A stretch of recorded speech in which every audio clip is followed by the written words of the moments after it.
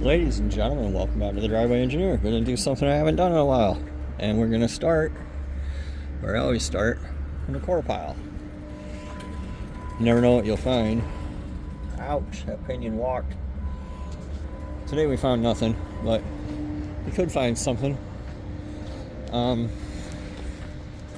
not even really looking for anything. I just want to get out. It's a beautiful day. It's like 80, sunny, October. You know, the weather is about to shit on us. So, might as well get out here, get in the junkyard, see what we can see while we can see it, and kind of go from there. Check out what's left on this OM617. Oh, it has an injection pump still. Might need that. I have two stock injection pumps. I'm completely uninterested. You may or may not have seen my video from my travels up north in my Toyota. So one thing that a lot of people don't know, if you're not from Michigan, Michigan's the largest state east of the Mississippi. It's pretty easy to travel here for 9-10 hours, still be in the state. So we went to the Upper Peninsula and drove the 4Runner, had a good time, but we did have some problems with I don't know, it was some kind of fuel delivery problem or something, where the 4Runner would get warm, like up to operating temperature, and just kind of not want to run well, not want to start. Actually, it would run fine, just wouldn't want to start. It kept needing more and more glow until eventually it wouldn't start at all. I didn't really care to sit for an hour while it cooled down, so I went and got my truck and trailer and hauled it home. You guys will see all that shortly if you haven't already. But anyway, the pump on my engine is a modified 7.5 millimeter plungers up from a 5.5 millimeter plunger stock. Supposedly, I bought that pump used, so I don't actually know what it is, and I don't actually know that it's up to snuff. So I wonder sometimes, since it didn't make what the internet says it'll make and whatever, you know, is it actually what it's supposed to be? I don't know. So I'd kind of like to get it refurbished, but the company here in America that does it, Ben's Force, they're not into doing it right now. They don't have the parts, so they can't get them. So anyway, that's all kind of up in the air. I've emailed the company in Sweden that actually originally made the pump and the parts, that supplies the parts. I haven't heard back. So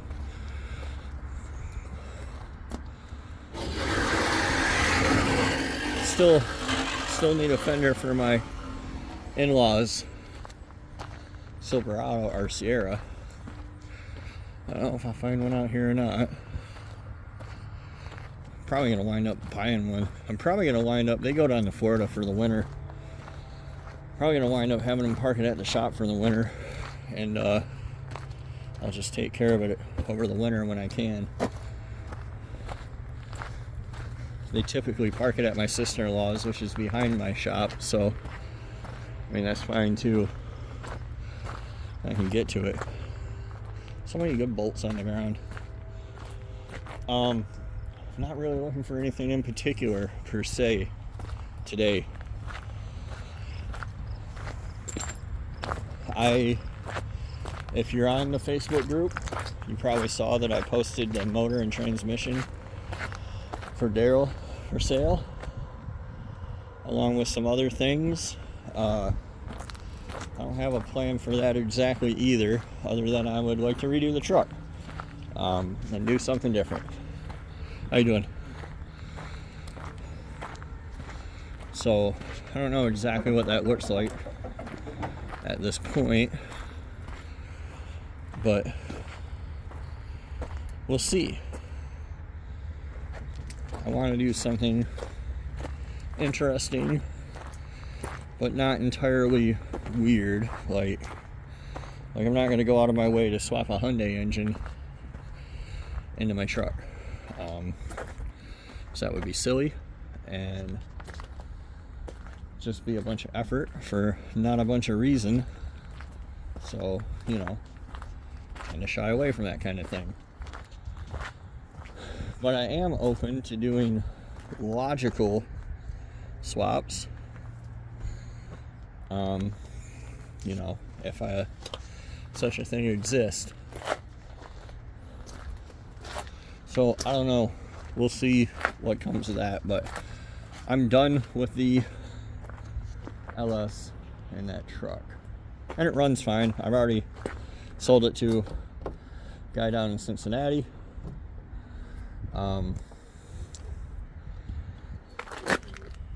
So I'll be taking it out this weekend and getting it to him in a couple weeks. It's always nice to meet subscribers. This is a TDI in here. I want to open it up and take a look. So hold on a second. That was more difficult than it should have been, but it looks like we got a pump, we got our injectors. This little dude's all here. It's missing the timing cover. The belt didn't snap, so should be good to go. In the back of my mind is always, if it's going to be too much effort to fix my Mercedes, I'll TDI swap it. I don't need much incentive to do that. I've come to the conclusion that I made the wrong decision when I chose to not TDI swap it in the first place.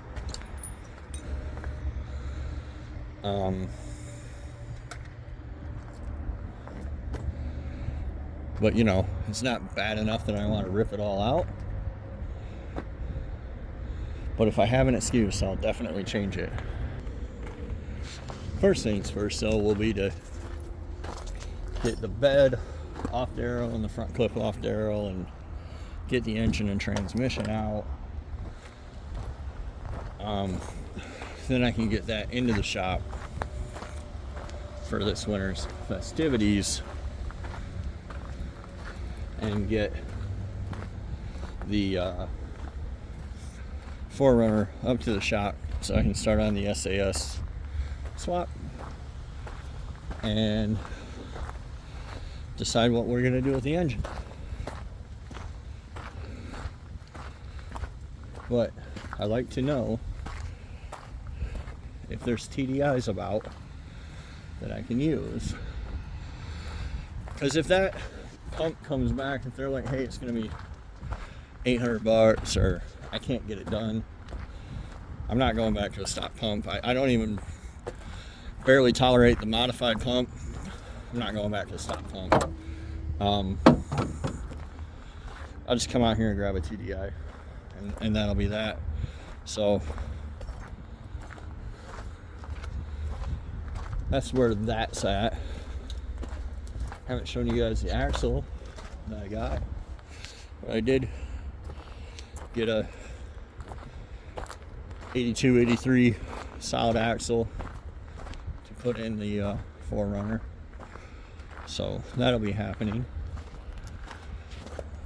And then we'll see about the engine.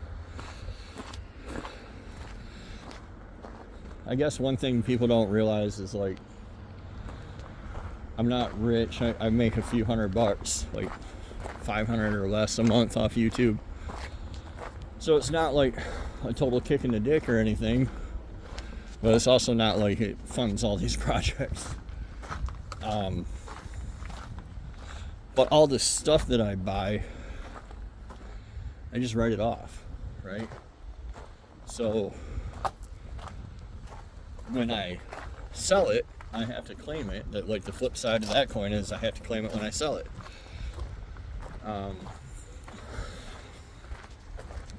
So I'm not real incentivized to sell stuff at a profit. Like, I'd just as soon give it away or scrap it. So I'm gonna get to a different section of the yard here. I'll bring you guys back. This is exciting because this would be a 488 geared 8L pen log. And it's got a solid beam front instead of a 4-wheel drive axle. But I bet I can drop that in. I can just have my truck be 2-wheel drive until I find a 4-wheel drive axle for it, or the adapters. I don't know.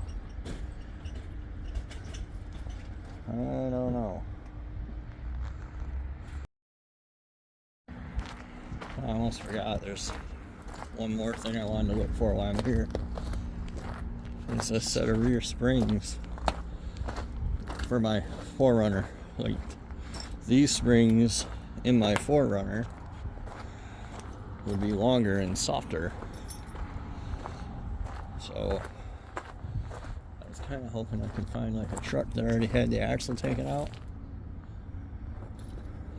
because that's how I like to roll. The Chevy springs are really popular, but I think they're a little longer than what I want to go. Yeah, look at that. Somebody already did the hard work for me. That's what I like to see. Go around the other side here. It's like somebody started to take the axle and gave up. Nope, those springs are free. Sweet.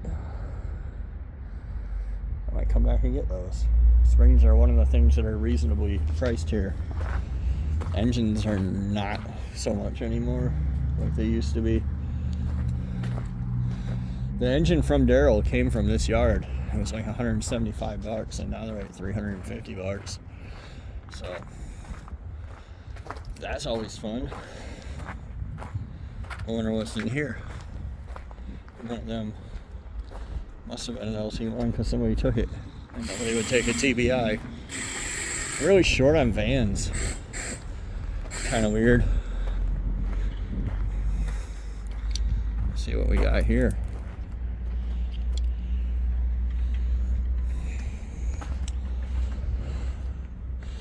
BR RIT 77 Eldorado. Huh. There's a thought. There's a thought percolating in my brain.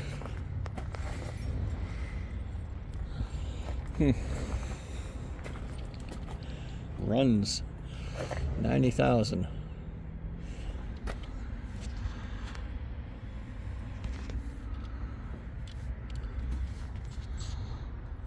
Four, 2, 3. I wonder if it is a 423,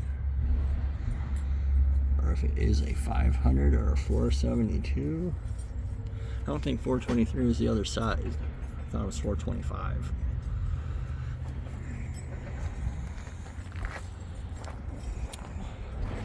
Oh, here we go. It is a 425. Bummer. I would have definitely took this if it was a 500. Anyway, I'm gonna get out of here. Hey, look, a Dana 60.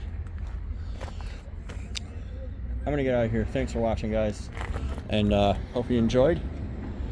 Let me know your thoughts on my long ass ramble down below. We'll see you next time on the Driveway Engineer.